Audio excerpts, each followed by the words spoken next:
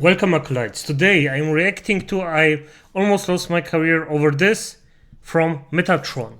Now, who is Metatron? Metatron is basically a YouTuber that just informs about facts, historical facts, war facts, about anything you can actually, well, just read historically, do stuff. He just loves that stuff. Also, I also do. He is also a Roman fanboy. I am not. I am more of a Crusader boy, Crusade boy. So that's on me. But he just reports facts. If something's true, it doesn't matter what's up. He's gonna report on it as truth, and that's excellent, excellent. I really like that kind of thinking. So, what is this all about? I don't know. I didn't see it. First timer here. Just as you, probably. Who knows? Maybe not. I assume it is if you're watching me and not him. And I really hope that it didn't influence it. It's probably just a bit clickbaity as every title. I mean, I don't actually exclude myself from it because, well, YouTube is what YouTube is. You have to go a bit clickbaity. You don't have to do it all. I mean, particularly evil or go overboard, but a bit of clickbait is in there, so it is what it is. So let's just start and see what he has to say about the thing he has to say. Hello, Noble. And by the way, if you like my content, leave a subscribe with a comment, press the notification button and show me and him some love. Welcome back to my channel. This is the Metatron speaking, and today you will have unprecedented access to behind the scenes like it was never granted before. Now, as you know, on this channel in the last couple of years I've been putting out a monstrous amount of content. One of the reasons being that... And he has, like, this guy grinds a lot of content, and the content he actually does, that's content that is very well informed. You have to be extremely well informed to actually put it out and be on the, well, I don't want to say correct side, but if you're hunting truth, you have to be on freaking top of every single thing there. And he does with his team. He's not entirely alone. So yeah, respect for that. Of course, I've been delegating some of the aspects of said production. Whenever a video is being made, you need to take care of research, you need to take care of script writing, you need to take care of filming and then editing. As you already know, when it comes to research, I share the workload with some of my great researchers in the team. I never delegate script writing, I do that myself. But when it comes to editing, at one point in my career as a YouTuber, I thought, you know what, I might have someone to do at least the initial edit, so that they take care of all the mechanical things, the B-rolls, the images, the chromatic aberrations and whatnot. And then they just send me the draft so I can just finish it up. And instead of putting 15 hours, I only need a couple of hours to perhaps add a couple of interesting manuscript illuminations, images, and maybe swap things around a little bit for average watch time's sake. Oh, and the music. I like taking care of the background music. In fact, let's change it. With that being said, I was looking for an editor, I couldn't find one, and at one point my wife volunteered and she's like, hey, I can edit some of your videos, particularly for the second channel, Metatron's Academy, which is entirely language dedicated. So, at one point we decided, you know what, dear, you... By the way, I don't know the second channel, but hey, okay, I'm in.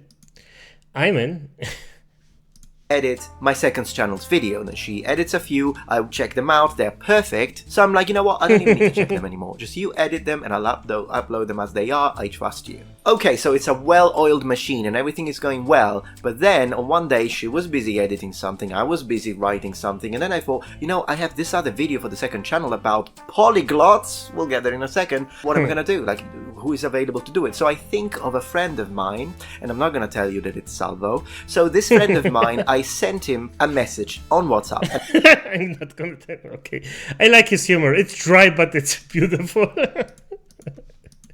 Yeah, I'm a sucker for humor, for dry humor like that. I myself have a bit of that. I'm not gonna tell you it's all.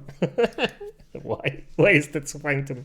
And I said, mate, do you have a free afternoon today? And he says, yeah, absolutely. And I knew that he didn't have a job at the time, so I said, hey, do you want to make some money? I'll send you a video, you just edit it, send it back to me, and, you know, I'll pay you. So he said, yeah, absolutely, let's do it. So I sent him the raw footage, he jumped cuts, removed all the mistakes, sends it back, and I said, listen, it's good. It's just me talking. It's like a talking head, so people are gonna get bored, and I'm gonna get a 2 minutes average watch time. So how about we spice it up? So I tell him, let's add some B-rolls, and he asks me what are B-rolls, and I tell him, listen, an A-roll is just me, the usual, but a B-roll is if I say medieval castle, you just show a nice clip of a medieval castle. If I say the sea, you show a clip of the sea, and it makes it easier to, reach a more acceptable average watch time for the algorithm. So he's like, oh yeah, I'll do that. So he works on it again, sends it back to me, and here I am. And I'm thinking, well, it's not really a video about history. It's not like I need to double check that he's putting the right picture of what? The Japanese language? I mean, come on, it's fine. So I'm about to click upload, but then I stop.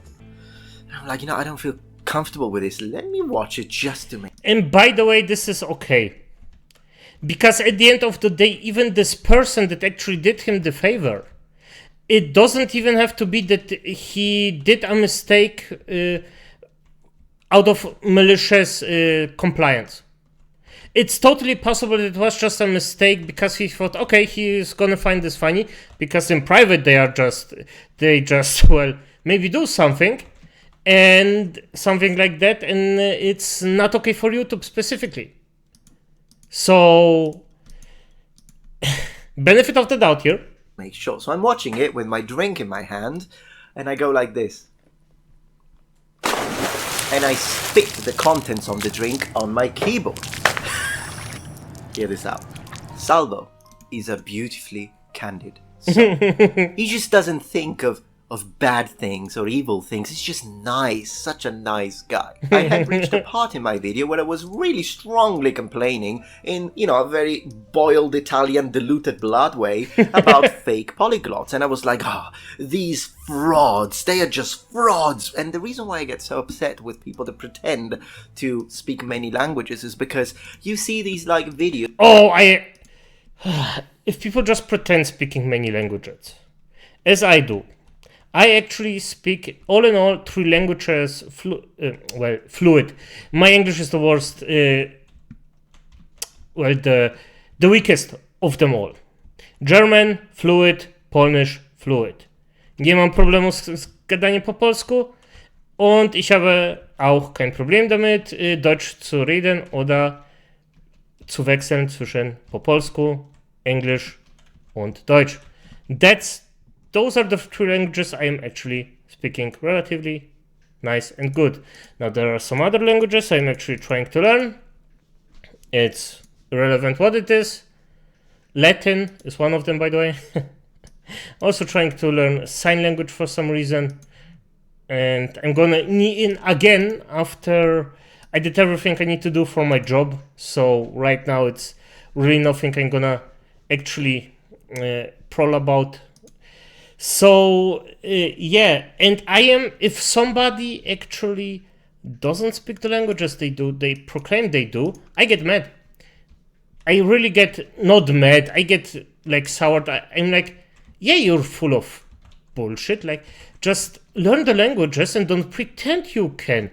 What's the point of pretending? I learned the 3 languages by just, doing stuff, watching YouTube, and basically teaching German all to myself without any problems. English, or why am I doing those videos in English, you might ask yourself, if the English language is the weakest one? Well, because it's more fun. That's all. That's all. It's more fun than the other languages just because I already know them fluent. So there's that. And then some mofo comes in and says, yeah, I can do this, and this language, and it's just bullshit. It's fine. Just don't pretend doing that. It's literally, it's just useless. If you speak 2 languages, a lot of people are like, what the F? 2 languages? I barely speak my main language. What the F are you about? So there is just no freaking benefit to it. I just don't get it. Why? But okay, it is what it is. With this influencer who says, hey, look, I speak 16 languages, and then literally for the next 60 seconds they have 27 jump cuts and they pretend to know these languages. They don't. And the only reason why they do it is because then they sell you their books on how they didn't reach fluency in any of those languages. So it naturally pisses me off as a person who spent, I want to say, a better part of a century learning languages. So in that part, I was going quite vicious about this. I was saying, you know, all of these polyglots, all of these people, I hate these people. These people absolutely disgust me. I find these people disgusting. They disgust me. This is what I'm saying. Now here's the B-roll my friend put. He hears people and he's thinking, if he says castle, I put a castle. If he says the sea, I put the sea. So he says people, I'm gonna put people, right? And then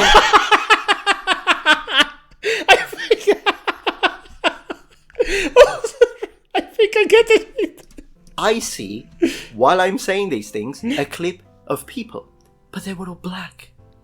That's what I wanted. Yes, of course. What the F is wrong with you?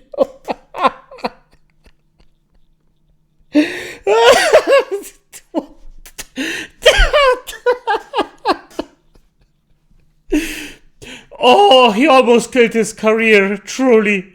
This is... What the F? Oh, this is so poorly. Nice.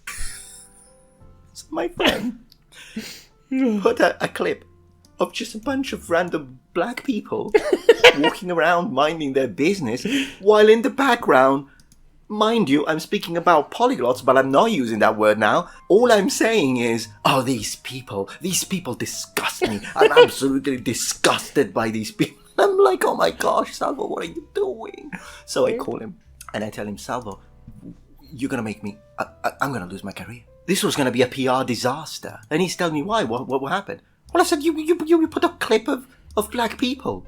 And he's like, yeah, what's wrong? That's people. Well, I know they are people, but listen to what I'm saying. And he goes, yeah, you don't like polyglots. I'm like, let me get this straight. My... Yes, of course, that just... I love it. This is some bullshit that actually one of my friends would pull on me. This is just... Oh, somebody would definitively try to manipulate me on purpose like that. This would be beautiful. and the guy doesn't even understand. Oh, I think it... Like, this is such pure innocence. I love it. Because initially, there actually isn't anything bad about it. Because truly, he just... Yeah, there are people... What the F? What? Yeah, I mean... You talk about human beings, of course, like, those are human beings, what's your problem? And I understand that. That actually makes sense. But you know how YouTube is. Like, I assume everybody of you knows how YouTube is about stuff like that. And that's why it's a mistake to just say that. Yeah, I love it. Haters are going to clip this, put it out of context, and use this as proof that I am now racist. And he goes, oh no. And then we laugh our heads off. I mean, it was really funny at the time, but I was this close to post it. Yep. Yeah, freaking Metatron, man. Like, yeah, you were so close to just get wrecked over. This is... It's funny, by the way, because it didn't happen. But just because of a mistake like that, this is beautiful, actually. This is... Oh, I love it. I love it. I love it. Okay. Oh, lovely. Oh. So, yeah. Behind the scenes of the highly professional Metatron production for you. Anyhow, this was story number 1, but we do have story number 2. And I'm not trying to be clickbaity here. If you thought story number 1 was crazy, you wait for story number 2. Yeah. Now, this is an awesome late 15th century medieval hat. And you know what else is awesome? The kind sponsor that made this video possible. Private. internet access. Whenever you're browsing online on an unprotected device, such as your phone, computer, tablet, console, your device is transmitting a great amount of information which can be viewed by various different entities. A virtual private network hides your IP address and safeguards your internet connection through an encrypted tunnel and server infrastructure. This way it shields your digital life from the eyes of those that are looking to exploit your private information. Thanks to private internet access, you'll also be able to utilize all sorts of websites and services online that would be otherwise restricted depending on your physical location. For instance, streaming services such as Netflix, Amazon Prime and more will have a different library depending on where you are. Watching Netflix without private internet access is like paying for a venti caramel macchiato, but you only get a cup of water to drink. Okay, that's too American of a metaphor for me. I'm Italian, let's make it Italian. Watching Netflix without private internet access is like paying for a real Italian caffè espresso, but you only get a cup of water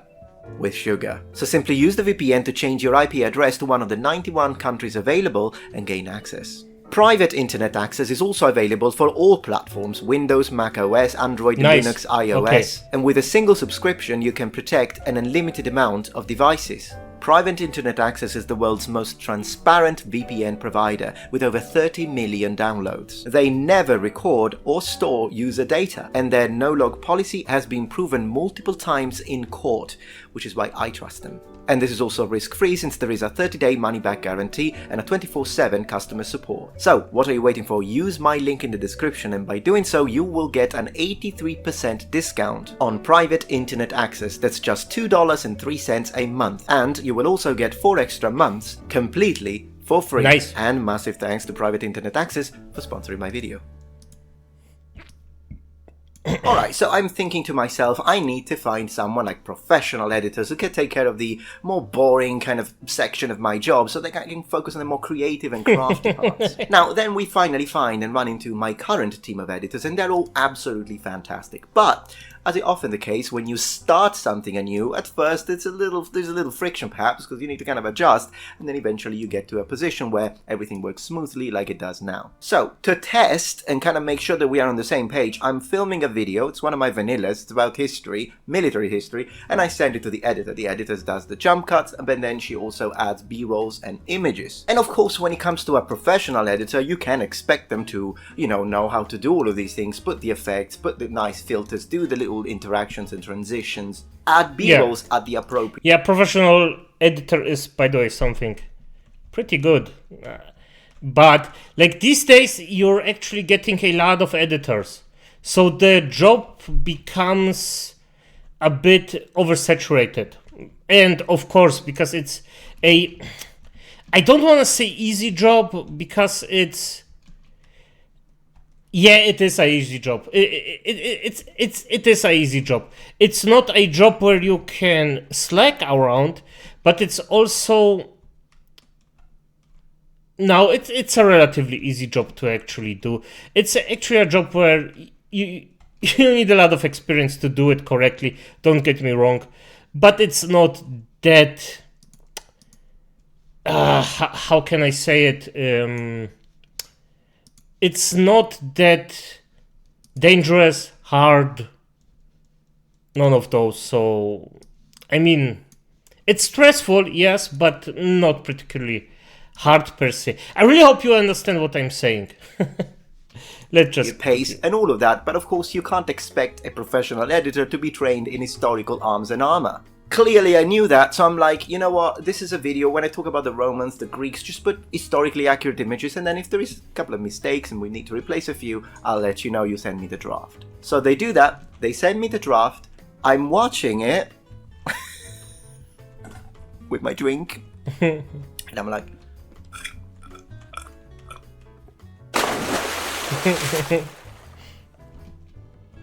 I'm looking at it, the draft.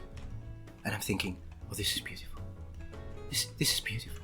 It was an absolute bloody mess, but from an artistic standpoint, it was phenomenal. Editors, I love you, but I gotta tell the noble ones this one. It's gonna make their day. So at one point on the video, I'm talking about Roman soldiers. Okay, I don't know what he's talking about, but after the bullshit of the first one, damn. And I see an image of a Spartan from like 300. And so I'm thinking, what happened there? Well, maybe she got a little confused. So then we continue, and then I'm speaking about barbarians in the sense that I'm saying something in the lines of, the Roman legions were deployed into the northern front so that they could fight the barbarians. And I see a picture, might have as well been Conan. Now don't get me wrong, I absolutely...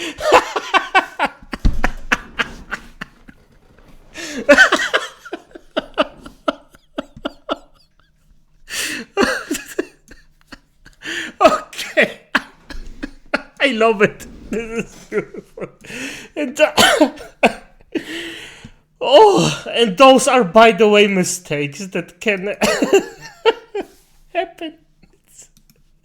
It's fine, but still, oh, this is so beautiful. The poor bastards that did it and just didn't know what they did. Oh, ooh. They love this shit. And I mean, technically she's correct. That was indeed a barbarian, but I kind of had to, you know, write a note for modification and kind of let her know that when you say barbarian in the classical period perspective, we don't mean that. We mean this. And I sent her a few pictures of barbarians. Then I start talking about the Vikings, and I start seeing the TV series with a few like leather jerkins, but the best one was the medieval knights, because the medieval knights that I saw, it would have been scandalous even for D&D. Anyways, you know what I'm thinking? I did ask her to make those changes, and then I told her, listen, in order for us to avoid the next time I say the word archer, we get Legolas, I think a good thing would be to replace Google with the website Manuscripts and Miniatures, which is a website that filled with all sorts of period sources and iconography and manuscript illuminations, and it does have a tag system, so you write archer and you get not this. So after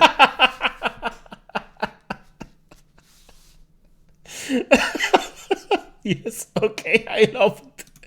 Oh, this is so beautiful. Such a beautiful mistake to make. that she was really nice and she thanked me for the website recommendation, and after that we never had a problem like this. But I thought, you know what, I'm thinking now I should have kept it because it was great. Like, I would have wanted it. Not only would have been perfect for an April's Fool post, now that I think of it, now I would pay money to see your reaction. Like, imagine, I can only imagine what the noble ones would have thought. You guys would have thought, hey, Metatron was lobotomized against this wheel, and he literally forgot the last 11 years of production and content, and he just doesn't know anything. He just knows push the button, say something, and Conan the Barbarian is the enemy of Rome. Not Carthage. It was Conan all along. I hope this gave you little giggles, and I hope you didn't spit your drink. Thank you very much for watching and for your support. By the way, okay, let me just show Metatron some love acolytes. This is oh, I love those mistakes. And those aren't like...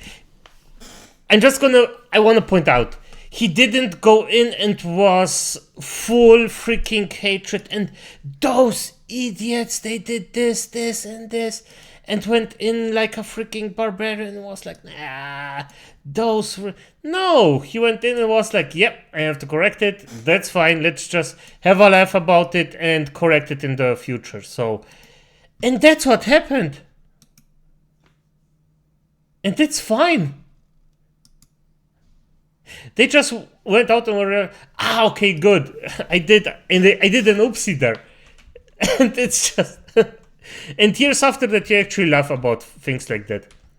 And, of course, the other thing is you actually will survive way longer if you don't stress yourself out about this. Just correct it and, and talk to people. Just have a conversation, do it, and just... be polite and talk to the person, because maybe like the first guy, he just didn't realize it, because people are people, and the first guy just didn't see skin color. That's all. And yeah, if you're actually a normal human being, most human beings are like, No, wait, what he said, like, this makes sense. Why is this bad? But specifically for YouTube, that's bad. It's not because it's bad on a freaking base level. No, it's just specifically for YouTube. But as it is, good night, acolytes.